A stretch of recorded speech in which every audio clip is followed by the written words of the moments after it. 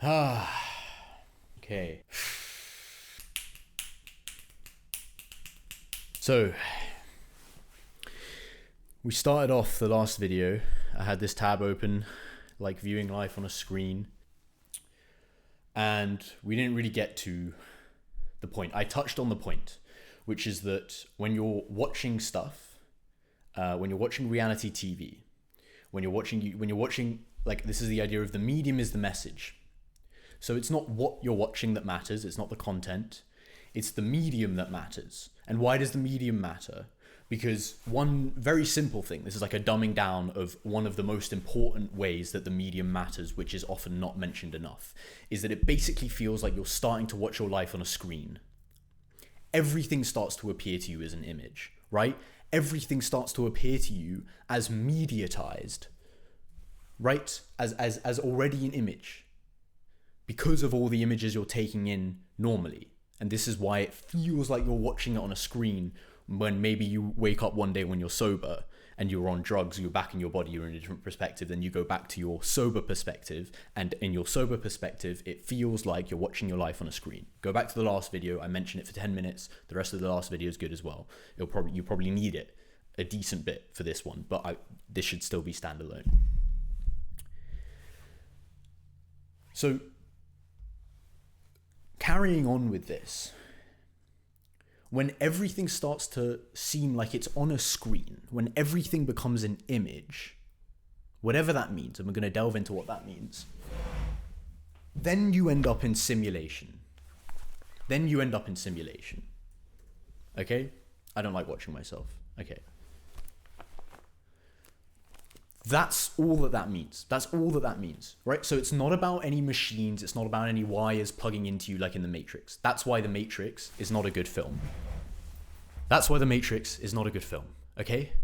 Because it's a metaphysical change that happens. You don't have to actually have a screen strapped onto your face, although that doesn't help. But it's not about that fundamentally.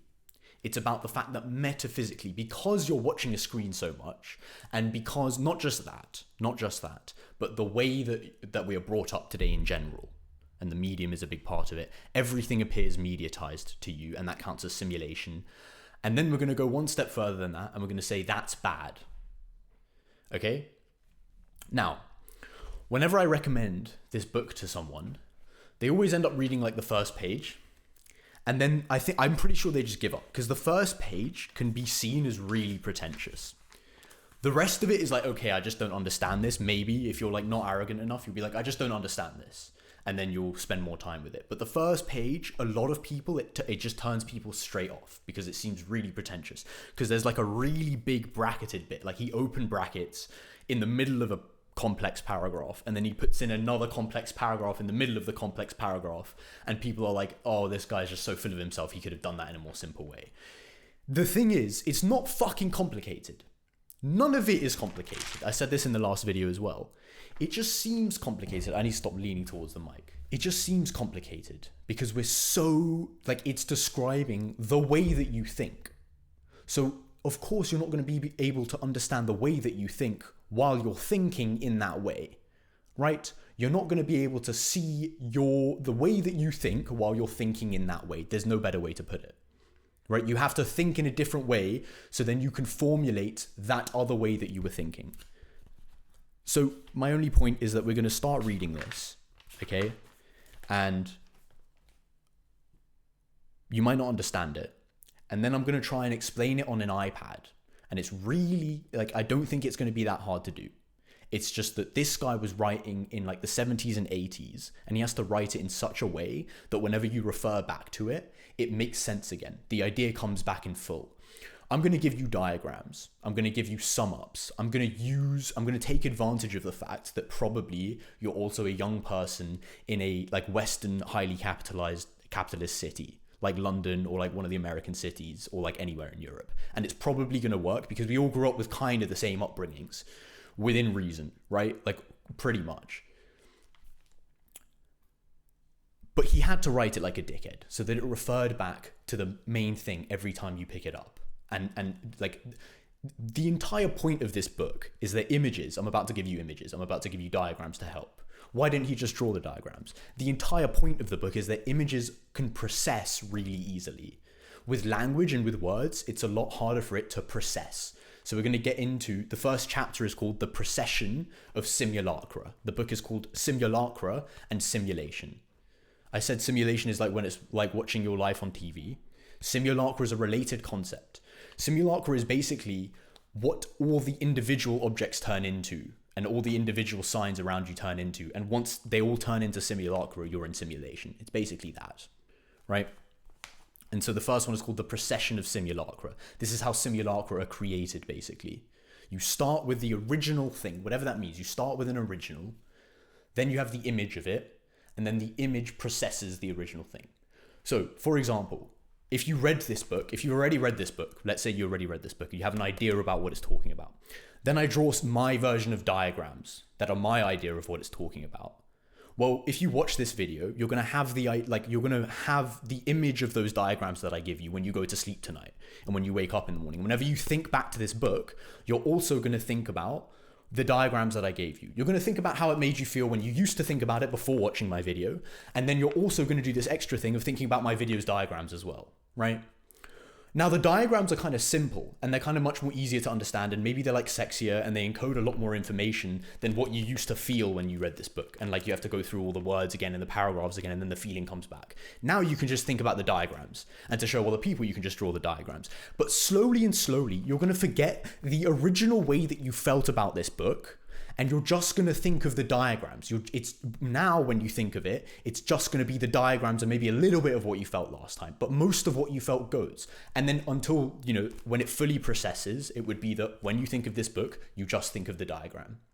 And there's no feeling involved. There's no structure of meaning involved. And that's procession of simulacra. That's what happens when that happens to everything. So let me make it less meta, because I'm talking about the thing happening to the book. Let me talk about this process, the procession of simulacra, when it happens to something else. For example, love.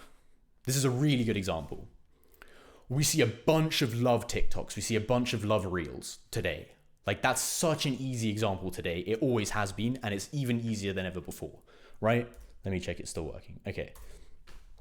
We see, Valentine's, TikToks of Valentine's. We see couple TikToks on Instagram, right? All this stuff, like they're playing around with each other and they're having fun. And like, the thing is, it's not even like, back in the day, I would say like, in like the 80s, in the 1980s, my example for love already processed as far back as the 1980s. That's why it's a really good example, right?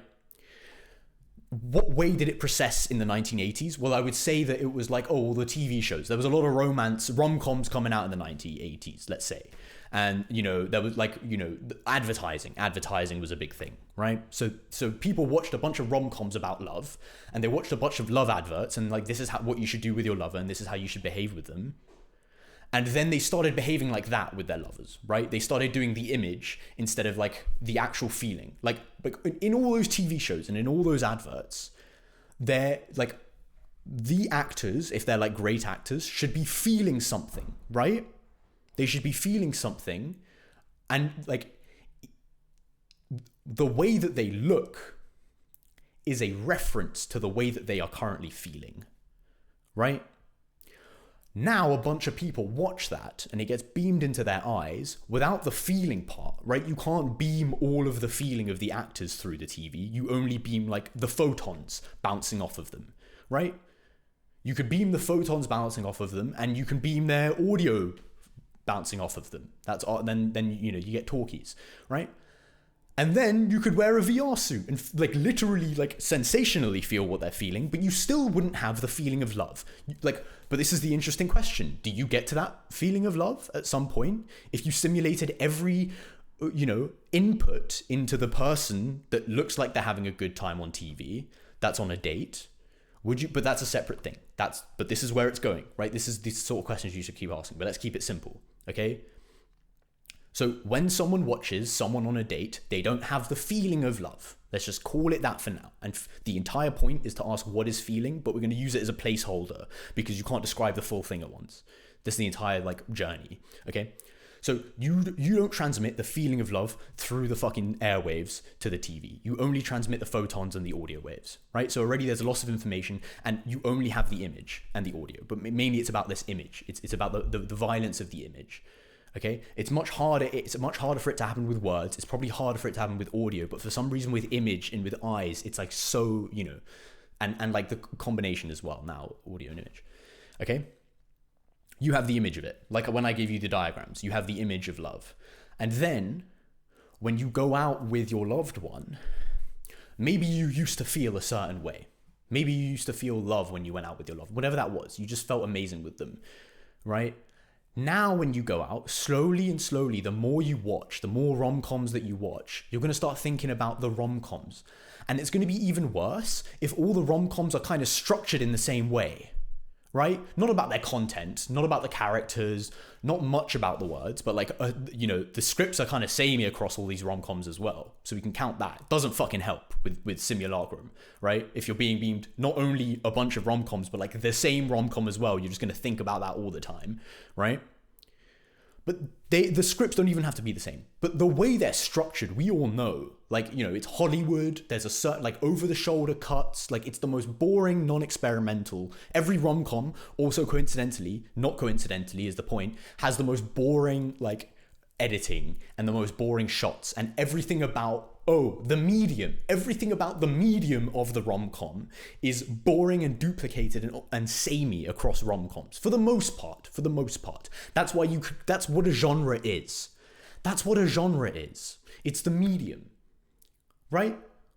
What does rom-com mean? Well, it's like it's a label that we can use to describe many types of film because they're all the same in what? They're not all the same in content. Right? 2 action films can have very different content. But why can we use the descriptor action for them? Oh, because their medium is the same. We talked about the pliability of the medium in the last video as well, right? The way they're structured, also the thing being beamed through them, the electronic medium, right? So it's TV, but it's also the medium of things on TV. It's still not about the content. Anyway, procession of simulacra. We're going to get into it. This is just a very small intro. The image processes the actual thing. It's as simple as that. And you end up in a world of signs pointing to other signs. You go out on a Valentine's date and you see the red roses and your nice juicy steak or some shit pasta that you bought for 25 quid at fucking Bancone, okay? And well, nowadays everyone's on their phone, so I don't really know. Like, we're in that's like another step. That's like fucking, I'm trying to analyze 2019 here. Already fucking 2026. These theories are probably outdated already. And like, that's what I'm trying to do. I'm trying to do the next point of this. But we won't get into that. Let's analyze 2019 to start with. Everyone's sat there with the candlelight. They're all talking about nothing. What are the couples talking about? You're talking about your job that you don't really like that much. You're not passionate about it, man. You're not passionate about it. Does it make you wake up in the morning? Does it keep you up at night? Does your job keep you up at night with excitement? Then you don't like it. Then you're not passionate about it. I'm sorry. Everyone is too scared to say this. Everyone who feels passion, maybe no one feels passion anymore. Maybe that's what it is. But I think everyone that does is too scared to say this because they think it'll sound arrogant or because they're afraid to admit that they're also losing it. But that's passion. Like, does it keep you up at night? Then you're not living. Okay? So, right. Let's start with the book.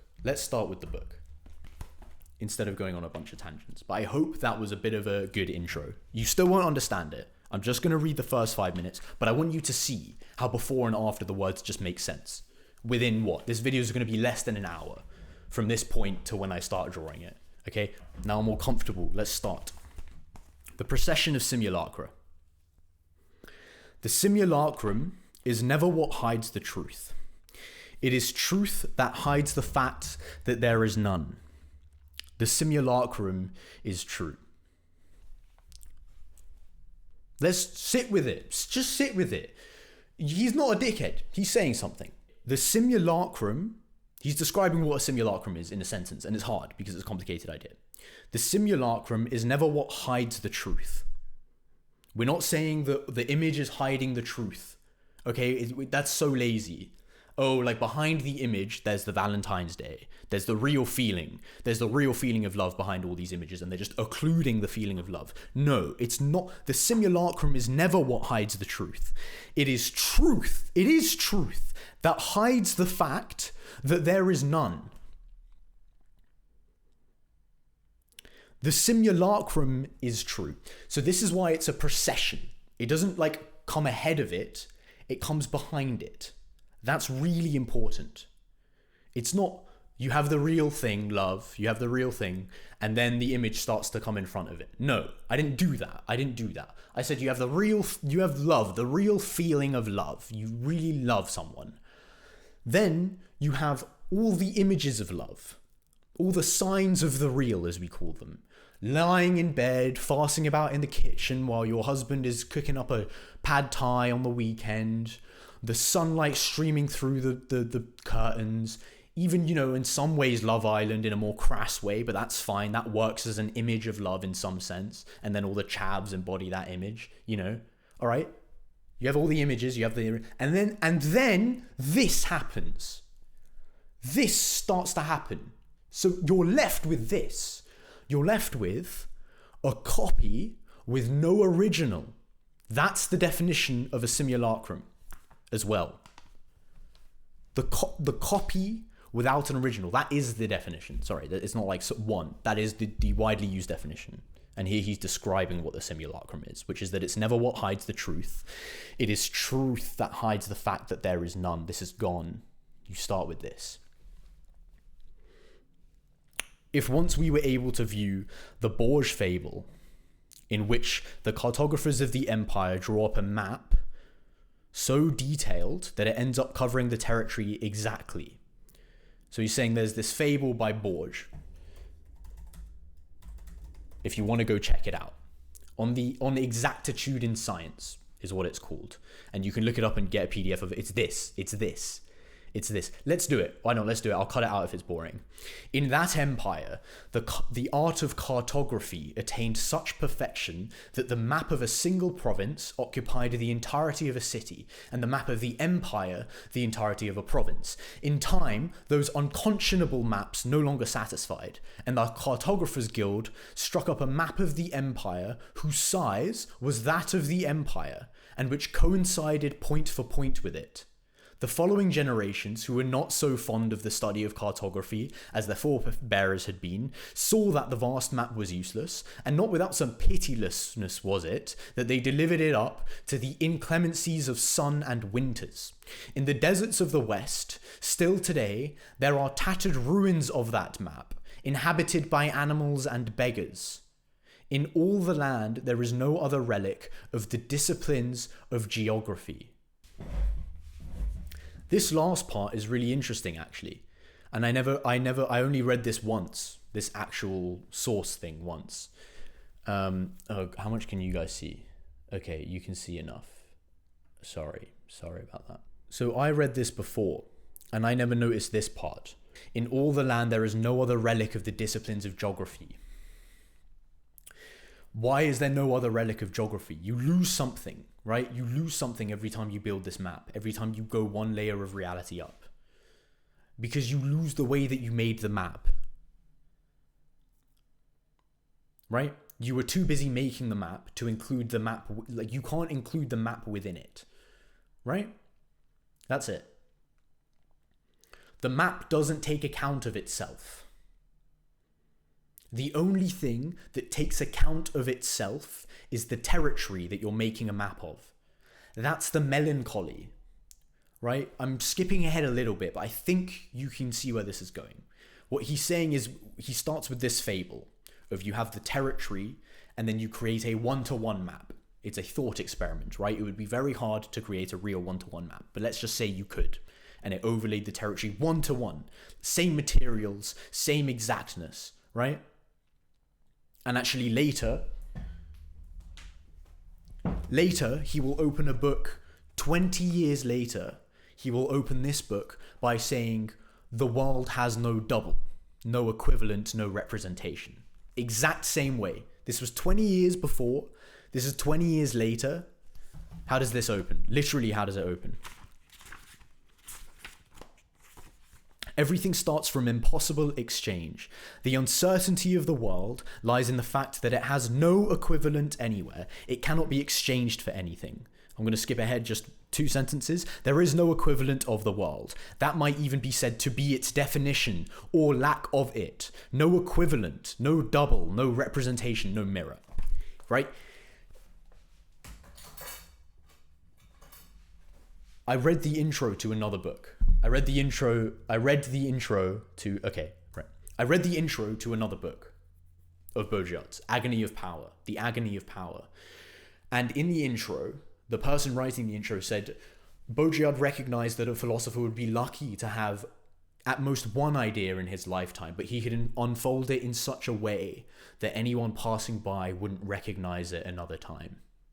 They wouldn't be able to recognize it a second time. But he's talking about the same thing. We recognized it a second time. There's only one thing to talk about. How is meaning created? Why the fuck are we doing what we're doing? Okay.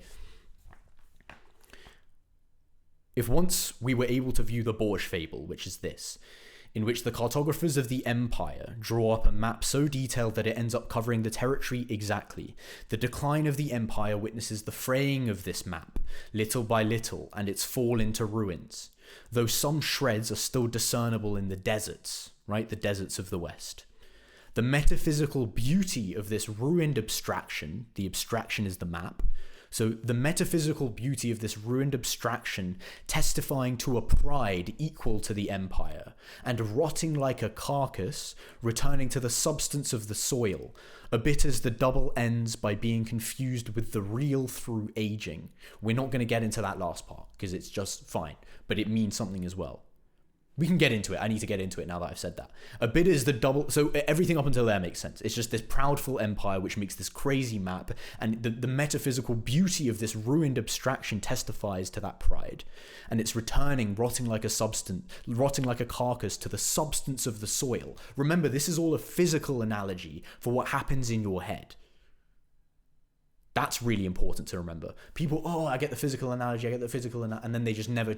It's happening in your head, take it seriously, right?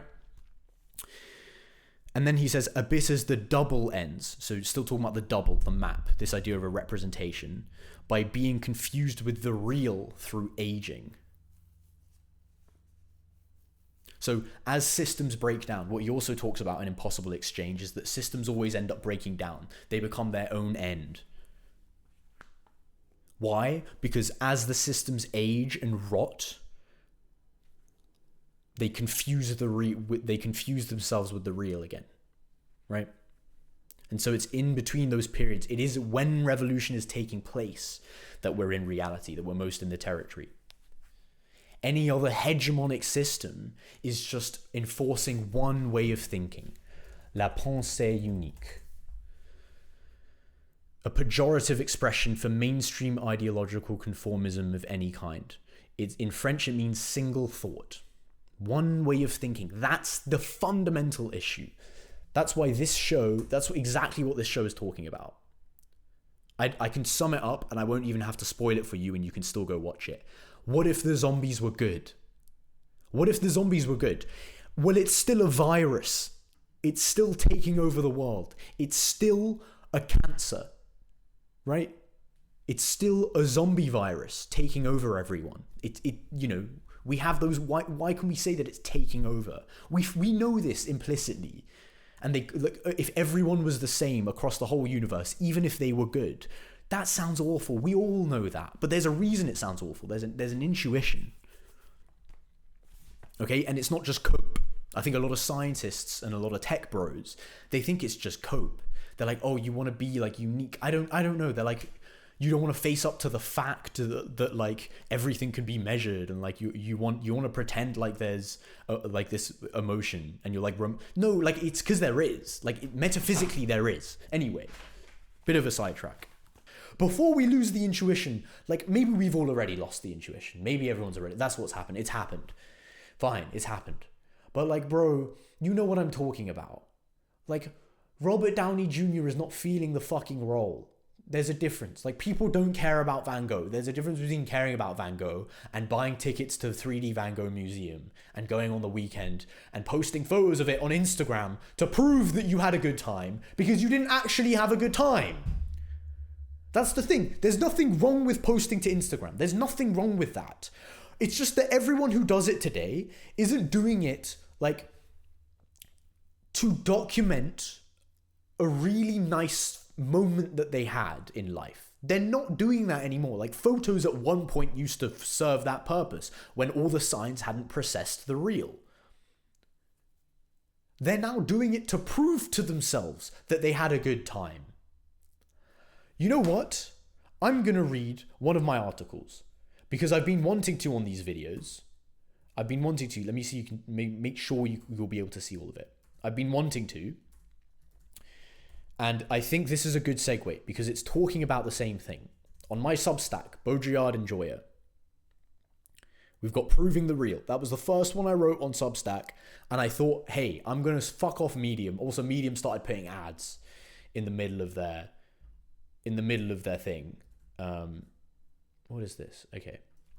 Medium started putting ads in the middle of like whenever you read an article unless you paid for the membership. So I was like, fuck that. But also I was like, okay, this is like the perfect one to start with. Okay. Proving the Real. Think about what we've been talking about. Go really big on this. It is always a question of proving the real through the imaginary. We'll get through what that really means. Because it is a token, we start with a excerpt from this book, which is for a critique of the political economy of the sign. Okay? I don't think I'm not going to try and explain that now, but like this kind of gets at it.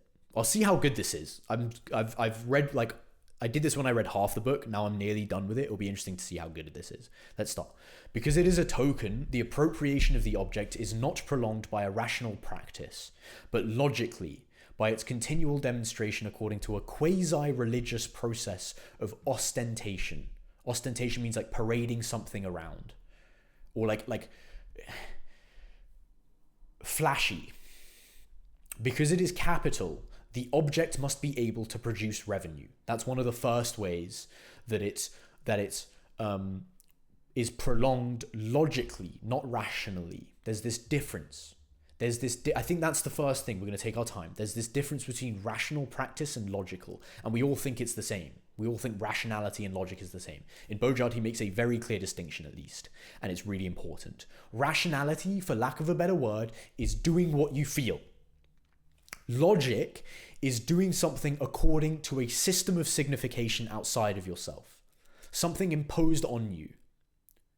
Like, you're not doing what you normally would. You're doing it because of the code that's beamed through the TV and beamed through adverts and beamed through everything. The code that makes people buy LV and Supreme and queue up outside of it, and we're not that bad. Not all of us are that bad, but it's still happening to us. It's mutated. It's happening to everyone, okay? It happens when you have sex. It happens when you speak to a friend. You're always viewing yourself in the third person. This is why people can't speak about interesting things, because speaking about interesting things like means that you have to be vulnerable. You have to be vulnerable with yourself. Like you have to be presenting the real you. You have to not be performing, right? That's how you have a good conversation, is by not performing. But we've lost this idea that there's a difference between performance and reality. There is a difference between rationality and logic. There is a difference between feeling and performing. Because it is a token, the appropriation of the object is not prolonged by a rational practice, but logically, by its continual demonstration according to a quasi-religious process of ostentation. It's almost religious how much power this code has over us to dictate the way in which we appropriate objects. The first way is because it is capital, the object must be able to produce revenue. In our modern industrial societies, the object is rarely a pure fetish. In general, the technical imperative of functionality is imposed on the object. It is necessary to witness objects that are operating or which serve some purpose. This does not so much resemble an objective rationale as a supplementary manner. We're going to get to the idea of manner. This does not so much resemble, again, there you go, an objective rationale, an objective feeling. He can't say feeling because then people would think he's a shit philosopher. That's pretty much all it means. This does not so much resemble an objective rationale as much as something else, a supplementary mana. If it does not work, the object loses its prestige potential. That's what this mana is, this prestige potential. Once again, use value is fundamentally an alibi. The idea of an alibi is really important for sign exchange value. Use value is the alibi. Sign exchange value kind of puts all of its guilt onto use value, if you don't know what an alibi means. An alibi is someone who takes the hit for you, takes the blame for you. If it does not work, the object loses its prestige potential. Once again, use value is about the utility of things. We spoke about this last video, right? Like matches are useful because I can strike them. Like a bowl is useful because I can put stuff in it, you know. Use value is fundamentally an alibi for sign exchange value. So what he's saying is that the utility of objects in the limit, in this new thing, so this new thing he's positing is sign exchange value. Yes, when we were cavemen, the rock was really about its utility, but today it's something different mostly. Most of the case, when it seems like we're just showing that something has utility, it is fundamentally an alibi. It's not actually about its utility, and it's about its sign exchange value. It's about its prestige potential. It's about this manner. The thing must serve a purpose. Revenue production is a moral imperative, not an economic function. Right? Society, capitalism, like generalized exchange, the concept of money, the concept of investment, it is not an economic function. You are not saved from it in your leisure life. This is what everyone thinks. This is why people won't watch these videos, is because, oh, okay, fine. I'm at my miserable job. Maybe you can get to the point you say that you don't like your job that much. But at least in my free time, people never had free time back in the day. They were so busy cooking and cleaning their shit off the streets and all this type of stuff. We didn't have time. Now we have free time. Right? I have free time from 6 to 10 p.m. even though I also have to cook and I also have to do my laundry and I also have to text everyone and I also have to scroll on Instagram even though I don't have any free time, I do have free time. Basically is what most people say. At least I have the weekend. That doesn't matter. Why? Because you're not safe from the economic during whatever free time you're claiming to have. It invades you. The thing must serve a purpose. Revenue production is a moral imperative. It invades your morals, how you live day to day, in your free time as well. It's not an economic function. This is me now. Today, we, objects of the new century, must be witnessed as operating, as serving some purpose. If we do not work, we lose our prestige potential. We must supply the proof that things are really happening. Motivation, pragmatism, action are all dead and have only existed in their resurrected phantom forms for a while now, merely as alibis for sign exchange value. That's our version of utility. Motivation, pragmatism, and action. They are now merely alibis for sign exchange value. If something takes place in the territory, it has not done so until its corresponding proof has surfaced in the map. So we may as well do away with the territory and just leave ourselves with the task of proving its existence. This is where we are. As with LinkedIn, all must be indeed linked in, otherwise nothing is happening. All must keep up with the proof of what is happening, not what is happening. In consuming our feed in private, we prove to our anxious selves, according to a moral imperative, that we are keeping up. In publicly reacting, commenting, or posting, we fabricate proof for ourselves and everyone else. We even have the introduction of games now on LinkedIn, pointless except for the fact that they produce proof. Of what exactly is no longer a question that is or can be asked. I have no idea what those games are for. They fucking prove nothing, and people really think they prove something. That's why people play them. I want to take it aside, and I want to say, when you go on the tube, you see two types of people. You see people either playing little mini games and playing little crosswords and playing fucking, it doesn't matter if it's Sudoku or a fucking little mini game or solitaire, it's all the same.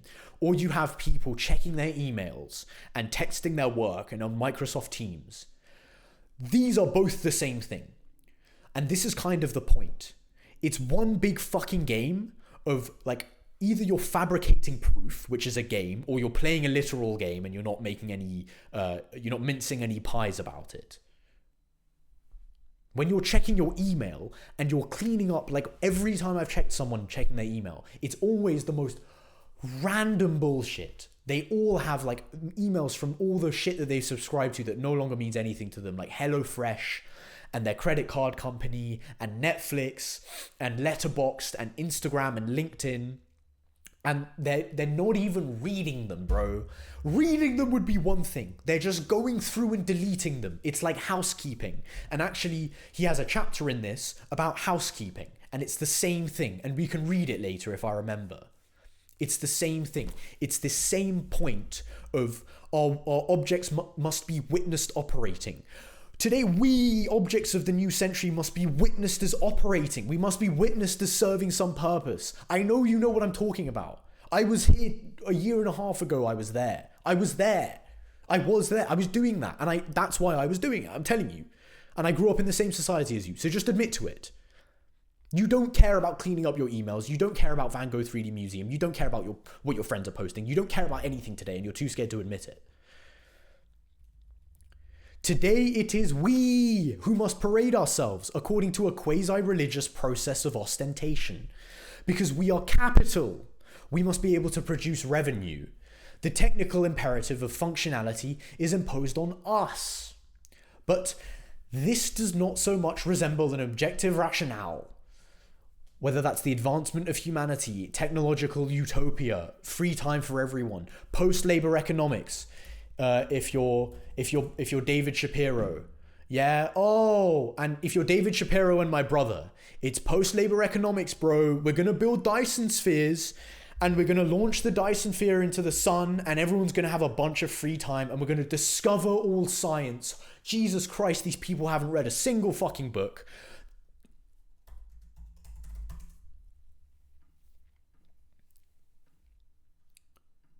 Yeah, okay.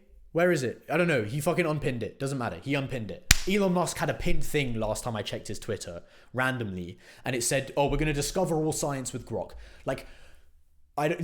Jesus fucking Christ. We're gonna get into that. Maybe we'll have to get into that. But science is a model. Science is a model. Science is a model, right? Science is just a model. It's and now we have the generation by models of a real without origin or reality, a hyper reality. DNA, all this stuff, it's just a model. No one's ever seen it. It's affected no one. It has no causality, but it all affects us mentally. Why? That's now our reality. Anyway. Today it is we who must parade ourselves according to the quasi-religious process of ostentation. Because we are capital, we must be able to produce revenue. The technical imperative of functionality is imposed on us. This does not so much resemble an objective rationale. It's not technological utopia. We're not freeing up free time for people. That's why there's a bunch of bullshit jobs. That's why John Maynard Keynes said way back when that we'd be working like 2 hours a day. He said this. And this guy's taught in school, guys. So I'm not a crackhead. This guy's taught in school, okay? So there you go. You might have heard of him in economics class. So now my legitimacy comes back. Jesus Christ. John Maynard Keynes. This guy, 2 hour work week. Maybe it's more, but we're going to go with the AI thing. He predicted in his 1930 essay, economic possibilities for our grandchildren. He thought he was doing it too, bro. He was leftist, but he still believed in capitalism. That's why he's taught in schools. Otherwise, he wouldn't be taught in schools. He believed it. He really believed it. He was just trying to do the right thing, man. He was just trying to do the right thing. Economic possibilities for our grandchildren. That by roughly 2030, it's 2026. Technological advancements would allow for a 15-hour work week, 3 hours a day to be sufficient, with the primary challenge being how to spend increased leisure time. While this has not happened, with many still working 40 plus hours, some studies note that leisure time has increased through longer retirements. Jesus Christ. Because they keep you alive for longer in the hospital. They keep you from dying, which is the only symbolic act we have left. It's fine, bro. That's what makes up for it. He thought he was doing the right thing, okay? Everyone thought they were doing the right thing, guys. It's gone beyond that. It's gone beyond that. Now we have a bunch of bullshit jobs, okay?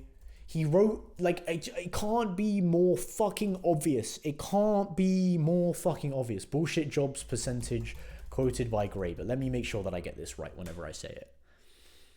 37 to 40%. So I've been, okay, the number could be as high as 50 to 60. So I got my number from some bullshit because I said 70. But it's 20 to 60. And today, that was in 2012. Today it's like, bro, it's 70 for sure or higher. You wouldn't even know how big it is because all you know is that your job and everyone in your company is bullshit. But you don't know about anywhere else. I'm not in a bullshit job.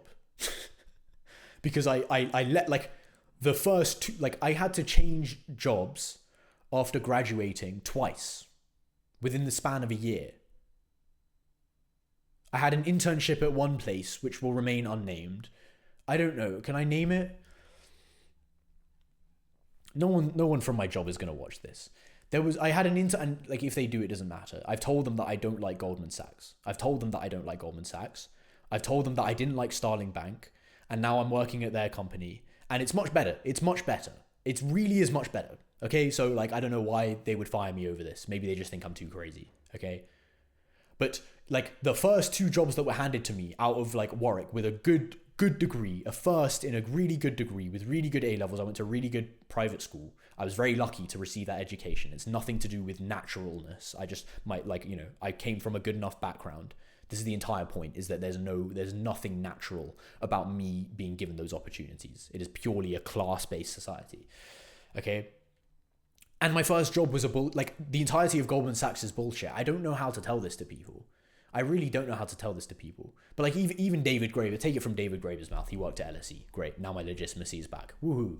He said that JP Morgan make 50% of their revenue 1 year on fees and penalties. And basically the banks control, like, how fees and penalties are doled out because they completely lobby the government. Okay, if you still believe in democracy, like, wow. Pick up some sort of book. Don't even pick up a book. Watch a video, bro. Watch one Vox video, maybe. Then maybe you understand that democracy's gone. Okay, I'm going to assume that you're there.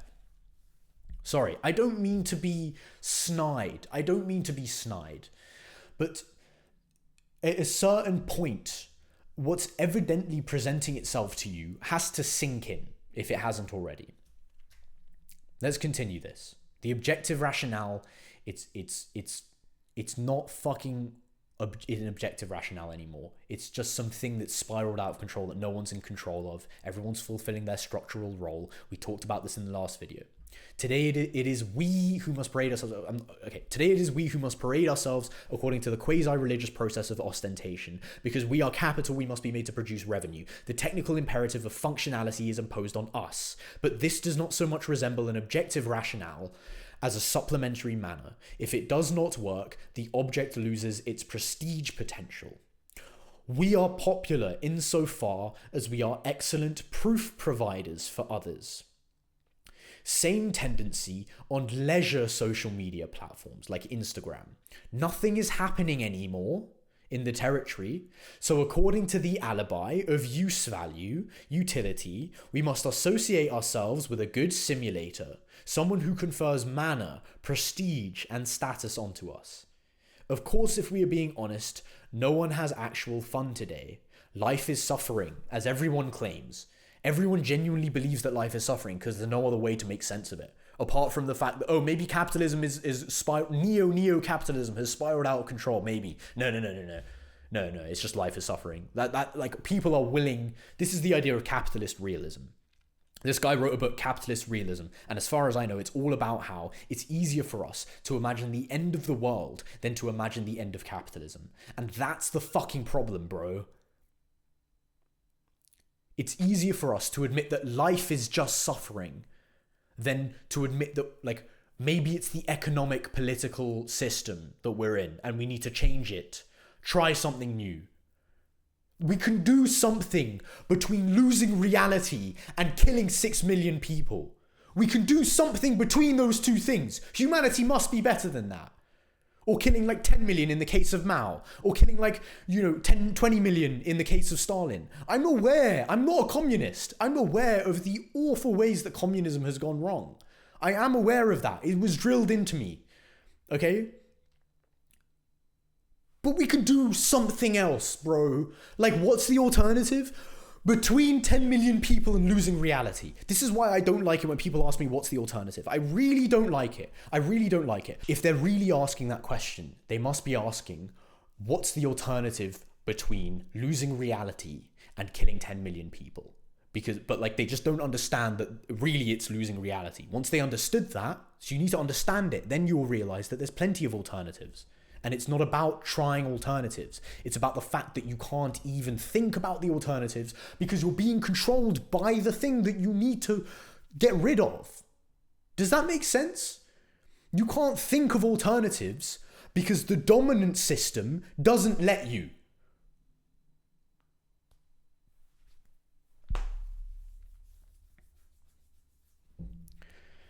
Of course, if we are being honest, no one has actual fun today. Life is suffering, and anyone who claims they are enjoying some confabulating experience is merely pretentious.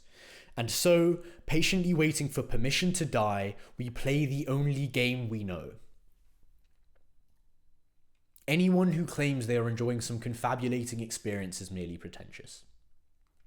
That's how I feel on a day-to-day basis when I talk to anybody outside of my best friend and my girlfriend. Even my parents think they just do. They're starting to get it, but they think that anyone who is enjoying some confabulating experience is merely pretentious, and they cannot fathom my passion. And so, patiently waiting for permission to die, we play the only game we know. This is why employers request the now all-important LinkedIn profile. What extra information does this give above and beyond the resume? It shows how good one is at providing the proof that things are really happening, submitting to the moral imperative of revenue production. But more than that, how good one is at being proof themselves. The entire economic machine today rests on this principle. How well can you keep up the pretense that actual, valuable economic work that serves a purpose, whatever that means, without questioning it too much? You just need to prove that work that's serving a purpose is taking place. And this is really interesting because he talks about it here. What does it mean for something to have a purpose? What is it like? Is utility really the be all and end all? Is that what reality is? How useful things are, and we're going to optimize for that, and we're going to optimize away everything else? Really? Are we going to pretend it's functionality? Are we going to So what ends up happening is that no, it's not about utility, and it's not about.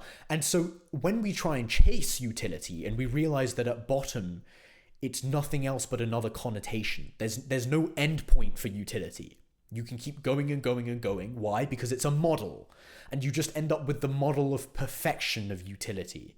But it's just another connotation. It doesn't denote anything. So because there's no utility is like this thing and we'll reach it. That's not how it works. What ends up happening? The order of production substitutes its own definition for utility. And so you start doing things like for the sake of production. Wow, guys. You start doing bullshit jobs because that's what you were doing before, basically. Because that's what the order of production wants. This thing that's controlling all the humans. It's deciding this is the best way to think about it, right? Like, it doesn't matter if it's really a virus or if it's not a virus. It's just like, it is a virus. It works like a virus, really similarly. That's why Baudrillard used virus so much. He uses virus a lot, okay? I think you get the point. I think you're getting the point. The entire economic machine today rests on this principle. How well can you keep up the pretense that actual valuable economic work that serves a purpose is taking place? Will you slot in politely in a room full of people who are also under the same auspices of economic rationality? Will you play gesture enough? Will you play gesture accurately enough for the bosses and investors? At certain corporations, the situation is worse. We now progress from the third order of the image, and I was going to go through the orders, but you can think about this procession of simulacra. It's like the orders are like that, all the stages of the procession. We now progress from the third order of the image, that is simulacra, which claim to represent a profound reality, when in actual fact they mask the absence of that reality. So for an example of that, it's like bullshit jobs, which claim to be related to a functional imperative. Right? That's an example of a third order simulacra. That's all I want to get across here, right? Bullshit jobs still make a claim that they're not bullshit jobs, right? They're still trying to pretend, and you go in a suit, or maybe you don't go in a suit, but it's a nice fucking office and everyone's sat there with really high-tech equipment, and like, you know, people have invested in your company, and like big dogs, you know, like you walk into Goldman Sachs and the Goldman Sachs brand carries you, and everyone's still trying to pretend that their jobs have some purpose, some finality that really applies in some world. They're acting like that's even possible to isolate a denotation in the first place, right? We move on from that onto the fourth order, simulacra which certainly do not represent and do not even claim to represent a profound reality. So that's the difference between the third and the fourth order. The third order still makes claims, but it's bullshit job still. The fourth order is bullshit job, and it's not even trying to pretend it's not bullshit. That's it. Totally dispossessed of an origin point or frame of reference. Remember, we were talking about models generating a reality without coordinates, without origin. These are signs that only point to other signs as their alibi. Hence, at these institutions, there is an embarrassingly transparent pretense within the company family itself that work is taking place, when in fact very little is, even if those poor bankers are slaved to literal death. A death so in vain that it, along with the Gulf War, effectively did not take place. And I don't say that lightly. Economic value, that absent reality, may no longer be referred to by workers of such a company because their actions and outputs are so transparently useless. Instead, the company brand itself, a totally detached signifier, a totally detached image, with no reference to a reality, no reference to feeling, comes to take the place of alibi here. These companies of the fourth order are typically older and larger, and they hold a power akin to the status conferred onto our antiques by their purported mythical origins. Goldman Sachs is an example par excellence. It is widely known within the company that the primary asset of the firm to draw customers is no longer its products, nor its quality of service, but instead what is referred to as its reputation, i.e. the perceived quality of service one is receiving, the perceived prestige that is conferred on one's own image for involving themselves with the Goldman Sachs brand name. Likewise, there is an identical draw for the hiring of employees, no more obviously demonstrated than with their internal website for branded and expensive merchandise. Only accessible to employees, by the way. Affiliation with the family is exclusive and the primary value of the role. How else could one be expected to bear the truth of such rote, disheartening, violently alienating, empty work? We're talking about clicking the same sequence of buttons in the same order. That's it. That's it. They investment bankified programming. And I say that because the investment bankers were already doing this. Programming still had some semblance of creativity and teamwork and building, like some semblance. It's going away very quickly with LLMs, as with every other job that still had some semblance. But most jobs have been like this for a while now, which is why everyone's focused about programming specifically when it comes to LLMs. I always got confused about this. I was like, I know for a fact that an investment banker's job can easily be done by an LLM far more easily than programming. So why is everyone talking about programming? Because these other jobs have already been bullshit for quite some time. It's only programming which has anything which has an inkling of creativity, an inkling of technical, requirement and the building up of some system of signification outside of the order of production. Programming has been one of the few jobs like that for a while now. The rest have already been bullshit. And so they investment bankified programming, and you now just have to remember to click a series of buttons in the right order. Essentially, it's just like, I don't want to expound on that, but I think you get what I'm saying. Like they've made their systems so rote and like repetitive and like stick, like you can't have a uniqueness. This is what it is. It's good to talk about it. You can't bring your own personality, your own genuine you to the thing, to the job. That's what alienating work is. You cannot express yourself with it. There is no room for expression. You just have to click like these buttons in this order. How else could one be expected to bear the truth of such rote, disheartening, violently alienating, empty work? So what do we end with? What do we have? Arbitrary class stratification, according to an ideology of consumption. Because we should be under no illusions that one's job today is consumed according to their class. This is so obvious. As someone who has a good job, as someone who used to have good jobs, it's just a status line for most people. Yes, we were doing stuff. At Goldman Sachs, we were doing nothing. At Starling Bank, we were doing 30% or like 50% maybe. You could at Starling Bank, you could get away with doing 50% and you wouldn't be shouted at. At Goldman Sachs, if you did anything productive, they would tell you to slow down or it would weird them out. Seriously. At the job I have now, there's none of that because it's a startup. And startup mentality, you can't put brakes on people, right? It's just about getting the thing done. There's no prestige. The brand name has no prestige, all this type of stuff, right? You're really building something. But today, apart from that, the first two jobs, especially the first job, most jobs in the City of London, PwC, all the banking jobs, all the service industry jobs, which is like 80% of people in the fucking City of London. That's a random stat I just came up with, but most people in London's like service industry, because Thatcher completely took it to the knees with all other types of industry. We should be under no illusions that one's job today is consumed according to their class. At institutions of the fourth order, this is most obvious. It really cannot be said who is doing more work. The HR lady filling out forms, the software engineer clicking a memorized sequence of buttons, or the investment banker playing with text coloring. So one's class affiliation, one's degree, presentation, ability to provide proof, determines one's salary, the perceived prestige of one's job title, and their future opportunities. This is why the AI optimists, those champions of post-labor economics, are so sorely mistaken. Already nothing happens at work. Why should the introduction of a black box machine change the structural relief of the map? Already, it is us who are simply black boxes. And this links in with the next article, which I might read after this. Goldman Sachs may be trailing in the stock market, a metastatic mess which would stick out like a sore thumb amongst third-order institutions.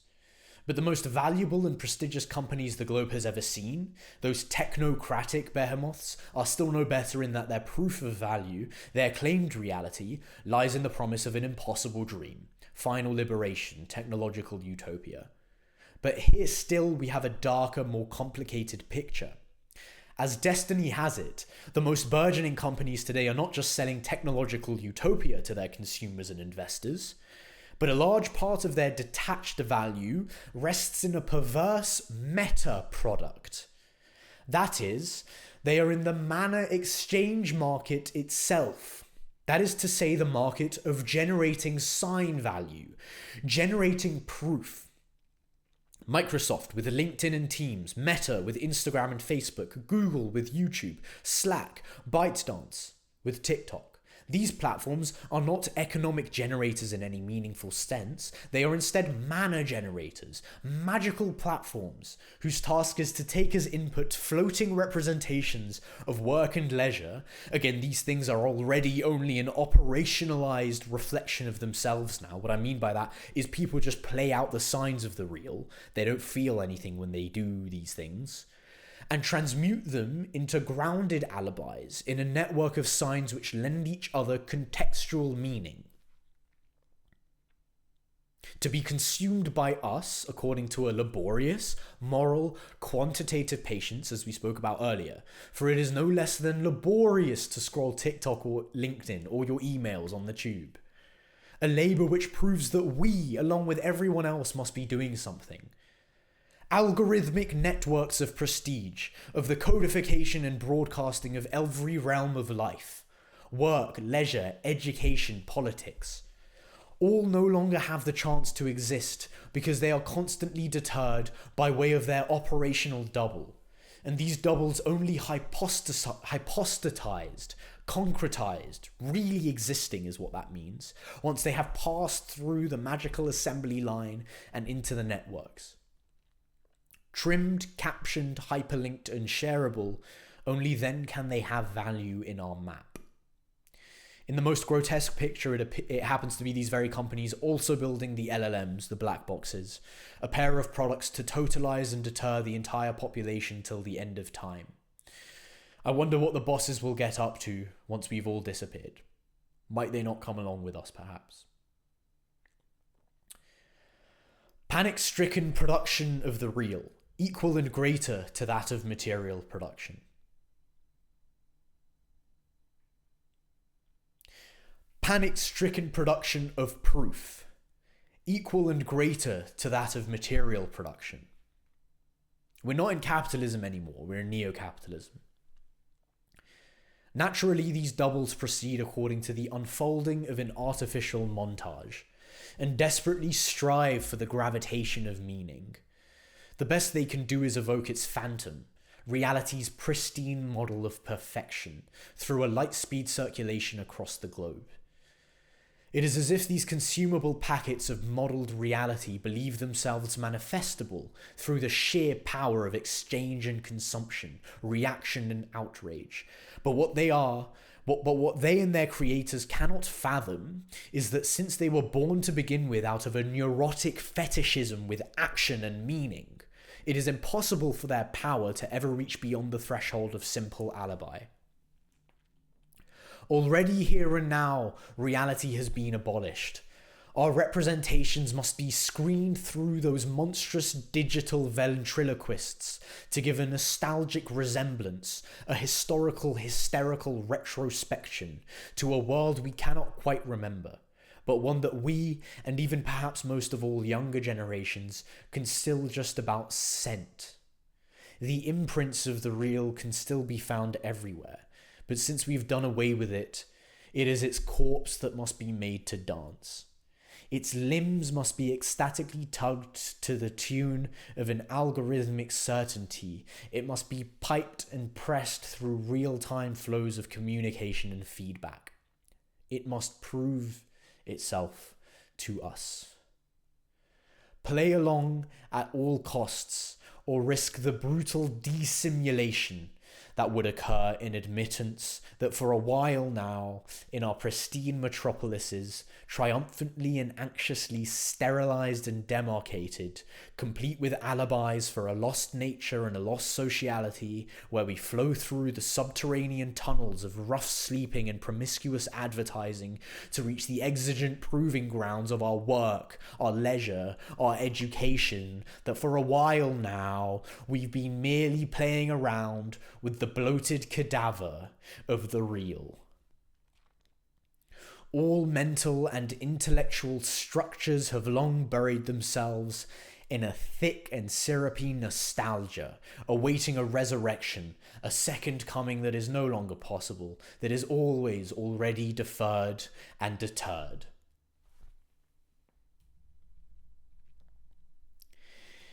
In Christian theology and in Greek, the word parousia is another term for second coming.